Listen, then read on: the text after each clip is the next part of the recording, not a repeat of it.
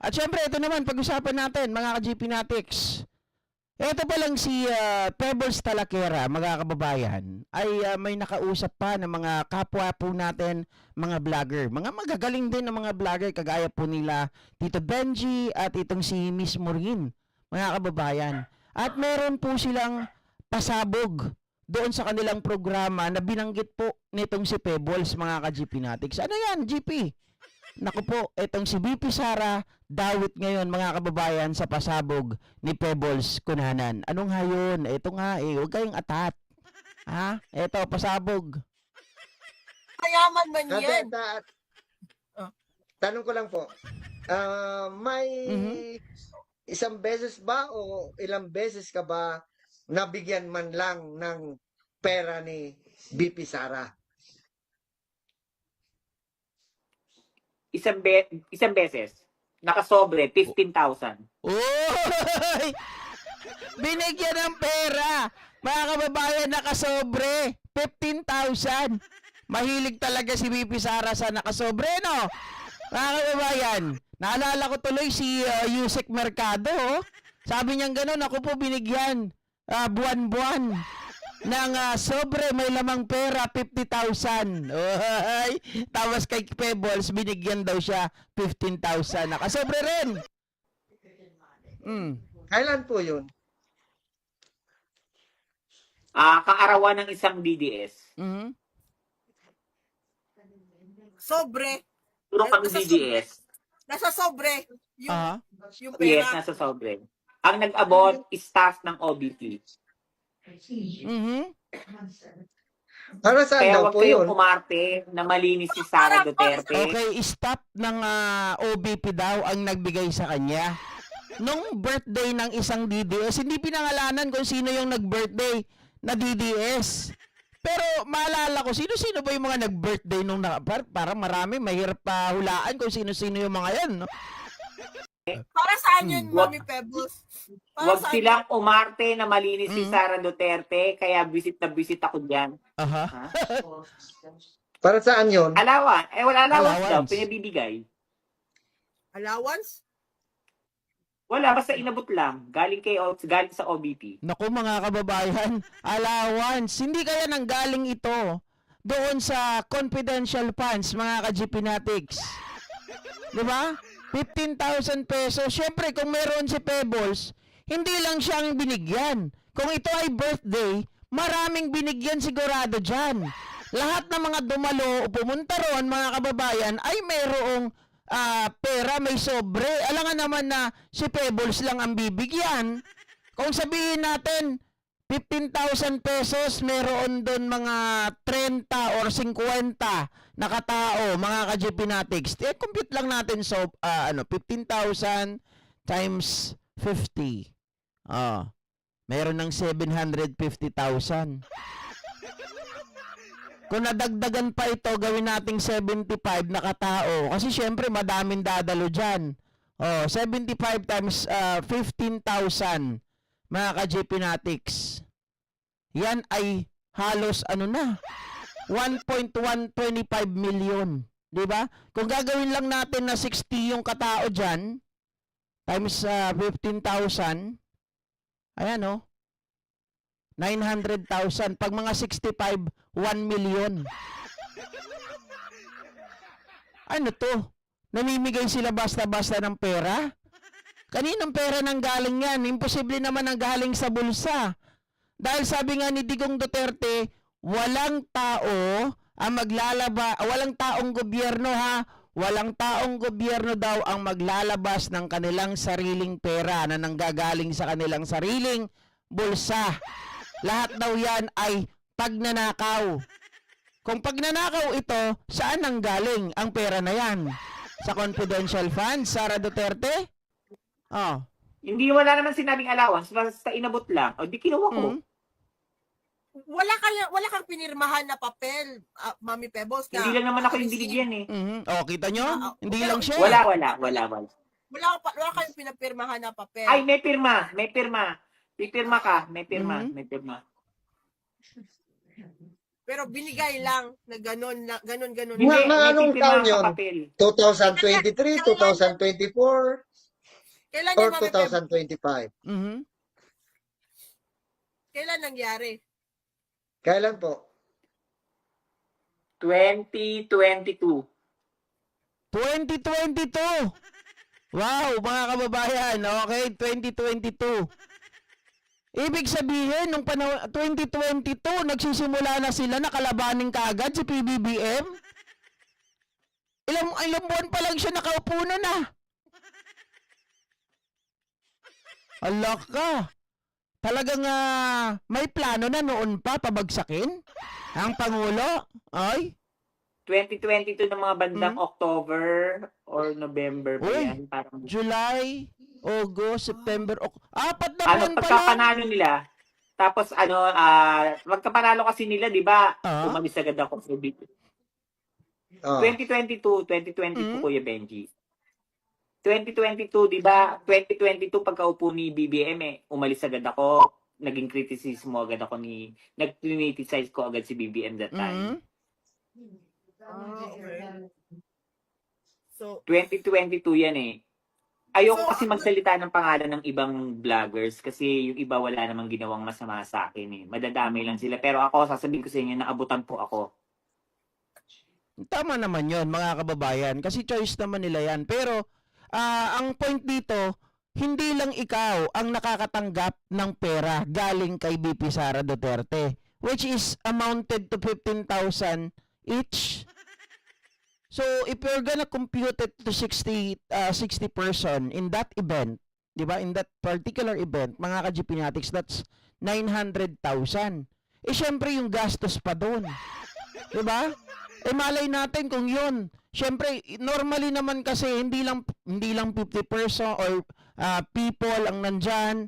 Baka mahigit pa yan, mga 100 pa yung mga nandyan.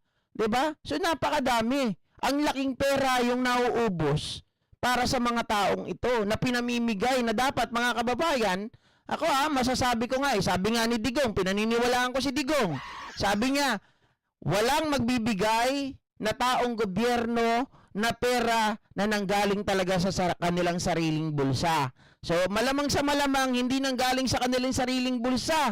So, pag nanakaw yun, diba? Baka kaban ng bayan ang ginastos doon.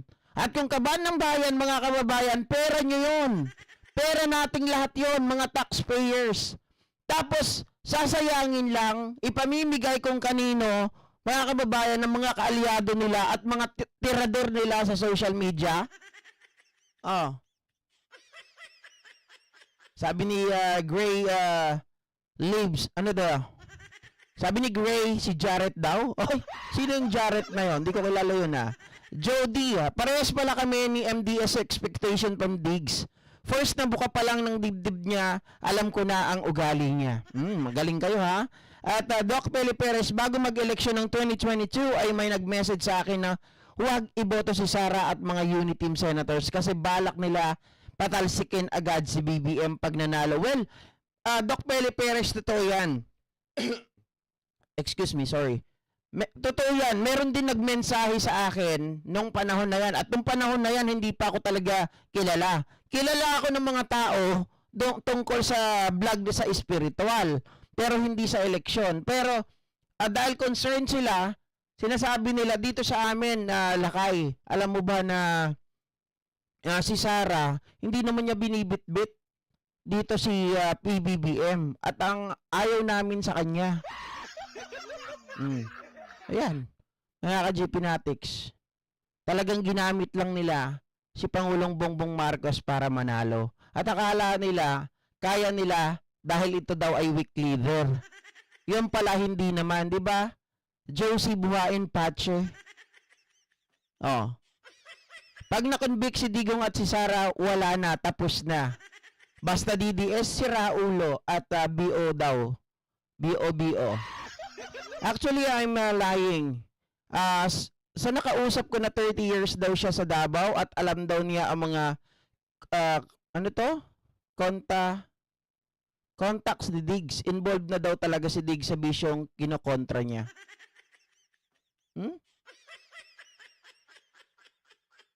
Sorry, di ko po na-gets, Jody. Hindi, ang ano natin kasi dito mga kababayan, kung nagbibigay po siya dito sa maliliit na tao, mga vlogger, hindi, I consider them na maliit. Maliit lang. Siyempre kung ito binibigyan 15,000, 'di ba? What more doon sa mga tao na may posisyon sa gobyerno, like 'di ba itong si Yusek Mercado na nagsasabi binigyan siya ng sobre. Umamin din naman itong dati niyang spokesperson, yung mukhang Dracula, 'di ba? Kalimutan ko yung pangalan nun.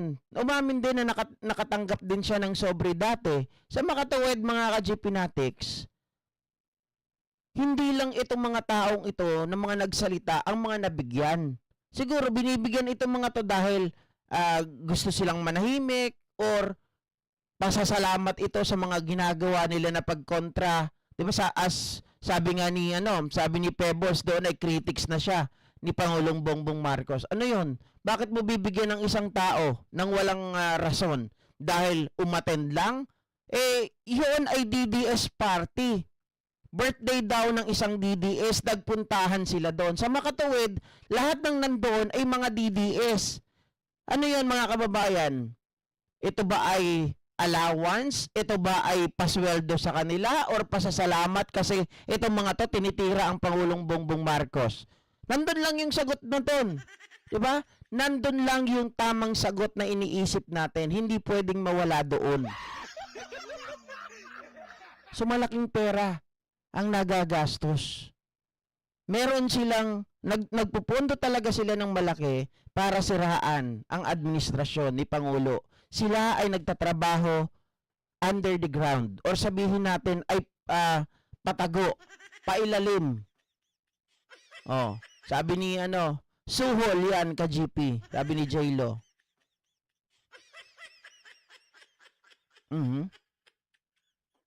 Maaring sweldo, hindi ko masasabing sweldo. Kasi pag sinabing sweldo, yan ay monthly. 'Di ba? Pero pag ito ay, mga kababayan, hindi naman monthly, suhol nga yan. Oh. Biruin nyo, may mga tao pala na ganito. At totoo naman din yan kasi kahit nung panahon pa lang ng eleksyon, merong naglabas ng screenshot sila Mami Peng, di ba?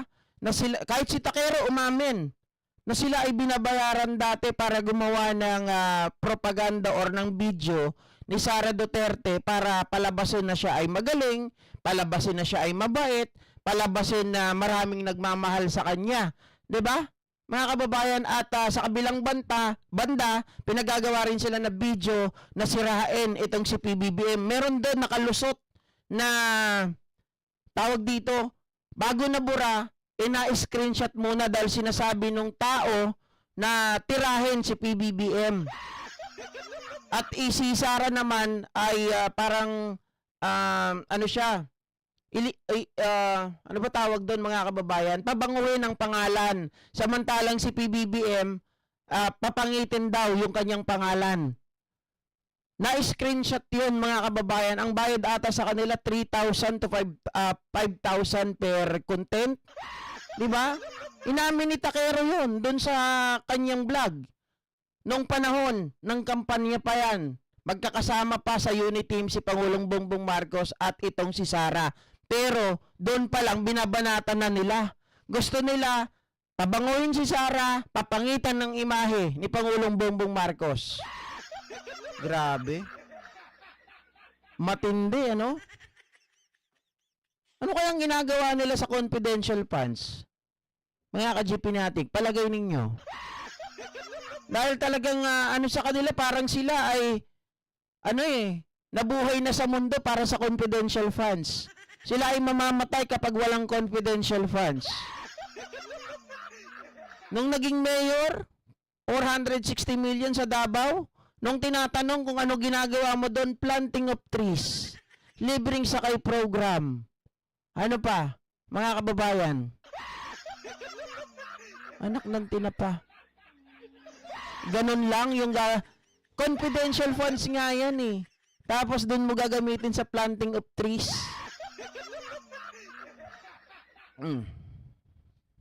Sabi ni Sharon Calio, suggestion ko lang idol, pakiplex mga proyekto ng ating mahal na PBBM kasi maaring mga DDS naghahanap ng ano daw ba ginagawa ng ating Pangulo. Alam niyo mga kababayan, mga ka-GP Natics, gustuhin ko man na i-flex ng i-flex yan. Makikita nyo naman yan doon sa RTBM eh. Makikita nyo naman din yan doon sa ano. Kaya yung mga highlight talaga ng mga proyekto ang pinapakita natin dito. At mas marami ang nagpe-fake news na DDS, kaya yun ang inaano natin, ibinabalita natin. Kasi maraming mga natatabunan ng mga balita kagaya nito na hindi natin alam. 'Di ba? Oh. Sabi ni Silent Saj, gusto kasi ng nilang mag-ama maghawak ng buong Pilipinas. President ni BP Duterte parang king and queen. Yun, sino pa makakalaban kaso may naniniwala. Kaya na naka-ready na si PBBM dito sa plan nila, may plan B na siya. Ako naniniwala naman na si PBBM noon ay akala niya matino itong ka-unity niya. Kasi until such time na kami ay nag-iimbestiga dyan sa yung nahuli na almost 1 ton na shabu dyan sa Tondo, mga kababayan, hindi pa naniniwala si PBBM noon. Pero yung nagkaroon ng investigasyon at itinuturo ng investigasyon ang mga Duterte, mga kababayan, doon na naniwala si Pangulo. Wala tayong magagawa eh. Yan talaga eh. Lumalabas sa investigasyon at itinuturo ang mga ito. Hanggang sa napunta ngayon sa Pogo, napunta ngayon sa mga investigasyon sa mga sindikato. Yan. Kaya nagkaroon ng Quadcom dahil dyan sa bagay na yan. At ipinagtatanggol pa nga ni PBBM dati si Sara na wag i-impeach, ganito, ganyan. Diba? Sabi niya ganun, wag po natin i-impeach, hindi niya deserve yun. Pero along the way, mga kababayan, nakita natin ngayon, syempre nagbago yung stance ng ating Pangulo pagdating sa bagay na yan. Kasi sino ba naman ang taong sasagipin mo pa yung mga taong kumakalaban sa'yo at bumabalahura sa'yo? Oh.